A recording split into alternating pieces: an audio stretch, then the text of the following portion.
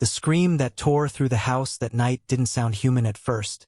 It sounded like metal grinding against metal. When Ananya's mother-in-law burst into the bedroom and switched on the light, she found her new daughter-in-law on the floor, clutching her right wrist, blood running down between her fingers and pooling on the white bedsheet. The red glass bangles she'd worn since her wedding day, 11 of them, an heirloom set passed down through 4 generations of brides in this family, were digging into her skin like a tightening noose, even though not one of them had cracked or broken. "They're getting smaller," Ananya sobbed, staring at her own wrist in horror. "I swear to you, they're getting smaller." This is where the story begins, and by the time it ends, you'll understand why some family heirlooms are never really gifts at all. Ananya had married into the family 8 weeks earlier. Her husband, Kabir, worked in finance, steady and practical, not the type to believe in anything he couldn't measure. The wedding had been grand, and the biggest moment of the ceremony, the one Kabir's mother had insisted on, tears in her eyes, was sliding the old bangles onto Ananya's wrist herself. "Every bride in this house has worn these on her wedding day," she'd said. "They bring protection. They bring luck." Ananya had smiled and let her do it, never once imagining that protection would come to mean something else entirely.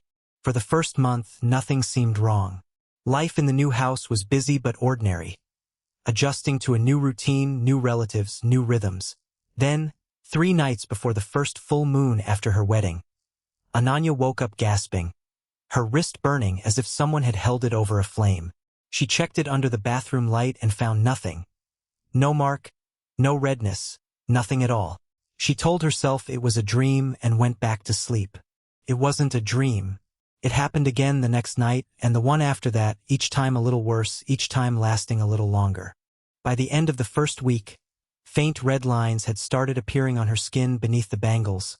Thin, precise, almost surgical, like the glass edges were slowly tightening around her wrist. Kabir noticed it first at breakfast, when her sleeve slipped and he saw the marks. "Ananya, what happened to your wrist?" She looked down and, for the first time, saw it 2 angry red welts forming a perfect ring, exactly where the bangles sat. "I don't know," she whispered. "I didn't even feel it happen." They went to a dermatologist first, thinking it might be some kind of allergic reaction to the old glass or the metallic thread woven through the bangles. The doctor examined her wrist carefully and looked genuinely confused. "This isn't a rash and it isn't an allergy. These look like pressure marks, like something has physically been cutting into the skin. But your bangles aren't even sized to sit that tightly." He suggested she remove them for a few days to let the skin heal. That night, Ananya tried to slide them off. They wouldn't move, not a fraction of an inch. It was as if they had fused to her arm. That's the night the real screaming started. Kabir tried pulling the bangles himself, gently at first, then with more force, but they didn't budge, and each time he tried, Ananya cried out in pain, as if the bangles themselves were resisting, tightening further in retaliation. By the 4th night, the cuts had gone from thin red lines to something deeper. That was the night the whole house woke up to her scream, the night his mother found her bleeding on the floor. They rushed her to the hospital. The ER doctor stitched the deepest cut and ran a full panel of tests, blood work, an X-ray of the wrist, even a psychiatric consult, gently suggesting it might be self-harm brought on by the stress of a new marriage. Ananya, through gritted teeth, said the same thing over and over. "I am not doing this to myself. They are doing this to me." The doctor, unable to explain how 11 fused glass bangles could tighten on a human wrist without breaking, finally admitted, "Medically, I have nothing further to offer you." It was Kabir's grandmother, a quiet woman in her late 80s who rarely left her room anymore, who finally spoke up. She'd heard the commotion from down the hall and had someone wheel her into the living room, where the family had gathered in shock. She looked at Ananya's bandaged wrist for a long moment, and something in her expression changed. Not surprise, but recognition.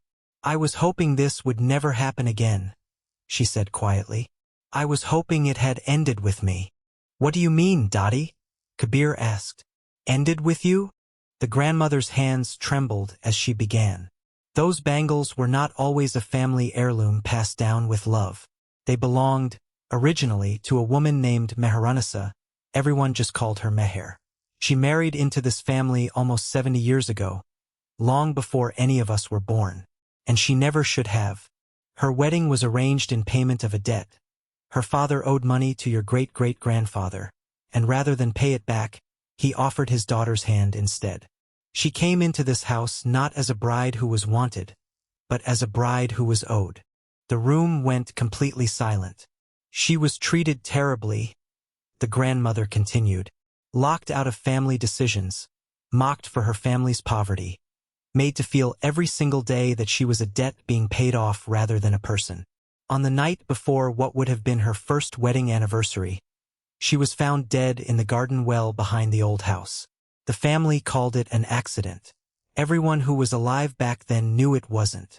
Ananya's breath caught. The bangles were hers, the grandmother said. She was buried. No, we should be honest, she was disposed of. Quickly, quietly, and the family kept her jewelry, melted some of it down. But these particular bangles were never touched. They sat in a locked box for almost 30 years until my own wedding day, when my mother-in-law slid them onto my wrist, telling me the exact same story I just told you. Luck, protection, tradition. 3 months into my marriage, they did to me exactly what they are doing to you right now. My mother-in-law, back then, took me to a woman who knew the old rites. What she told us was this: Meher's spirit is bound to those bangles, and she has never once believed that any bride who followed her into this house was treated with real love, because in her mind, no bride ever could be, not in a family that saw brides as debts to be settled. Every generation, she tests the new bride. If the family shows no urgency, no love, no willingness to fight for her, the bangles keep tightening until they can't be stopped. Kabir's mother, ashen-faced, admitted something then that clearly cost her to say. When I wore them, on my wedding day, nothing happened, because your grandmother had already done what needed to be done, decades before. But somewhere along the way, we forgot to pass down what she actually did. We only passed down the bangles and the pretty story about luck. We forgot the real history, and Meher, it seems, does not forgive forgetting. The grandmother explained what had broken the curse for her. Not a ritual, not a priest, not mantras chanted over a fire, but the family, all of them, going together to the old garden well, now long filled in and forgotten beneath what was currently a paved driveway, and formally, publicly, acknowledging what had been done to Meher. Not a private apology muttered in a temple, but an honest reckoning, said aloud, by every person in the house. But Dottie, the well isn't even there anymore, Kabir said. It's under concrete. Then we find the exact spot, the grandmother said. And we do it there anyway. She isn't asking for her grave back. She's asking to be seen. 60 years later, and she's still waiting for someone in this family to say her name and mean it. That night, with old property surveys pulled from a dusty trunk in the attic, Kabir's father managed to locate roughly where the old well had stood. Now the corner of the driveway, near a mango tree that, remarkably, was old enough to have been there when Meher was alive.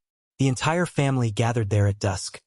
Kabir's parents, his grandmother in her wheelchair, his uncles and aunts, and Ananya, her bandaged wrist still throbbing, the bangles still fused tight. Kabir's father spoke first, his voice unsteady. Meher, we don't know if you can hear this, and we don't know if it will mean anything after all this time. But what was done to you was cruel. You were a person, not a payment. You deserved a family that chose you, not one that collected you. I'm sorry it's taken 60 years, and 3 generations of brides suffering for it. For anyone in this family to say that out loud. One by one, the family spoke, the grandmother last, her voice breaking. I knew the truth, and I let the story soften into tradition, because it was easier than telling my own children what we'd actually done. I'm sorry, Meher. I'm sorry we let you become a legend instead of letting you stay a person. As the last words left her lips, Ananya gasped, the bangles without warning, went ice cold against her skin, then, one by one, cracked cleanly down the middle and fell away into the grass, as gently as if someone had simply unclasped them. The wounds on her wrist, still fresh only moments before, began to close before their eyes, the raw red lines fading to thin, pale scars within minutes. Ananya sank to her knees in the grass, crying.